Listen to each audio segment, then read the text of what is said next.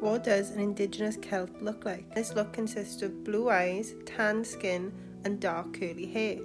This is contrary to what people usually think of the Celtic look as ginger or blonde and pale skin, but the native people of Britain and Ireland have a reddish, tanned complexion known as a ruddy colour.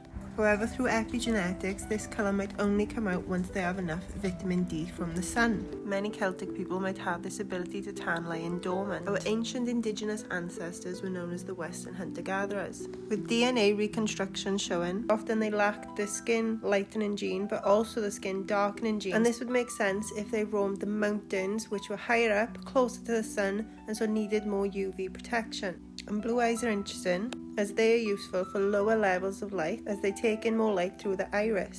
And so the seasons of Britain and Ireland, where we have a cold winter and then a moderate summer, this means that sometimes we go a long period without sufficient sunlight and vitamin D.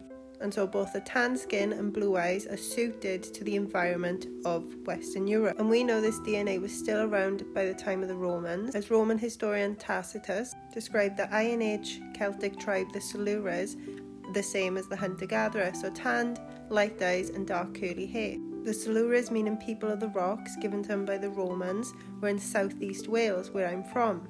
And this look can still be seen today, along with research supporting that ancient Indigenous Briton remains were found to have the same haplogroup R1b as modern Irish and Welsh men, with this being common in over 90% of Welsh men, which links modern Celtic DNA to ancient Indigenous DNA. So those that match this description with Celtic ancestry may have a high percentage of the Western hunter-gatherer DNA causing this look, along with other areas in Western Europe, specifically the mountainous regions like Italy and the Basque. And there is a narrative that this DNA has been wiped out up to 90%. However, this research actually states that inferences can't be made for Wales as the sample size is too small.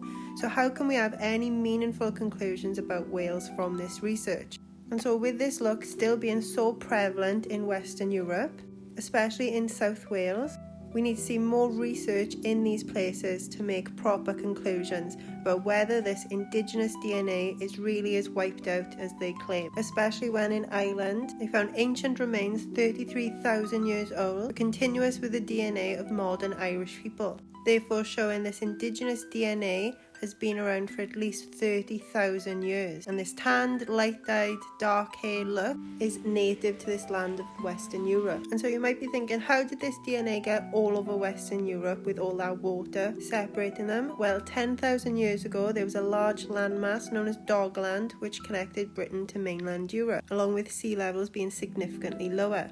And so if you want to dive deeper into what this means for the Irish, have a look at this YouTube channel.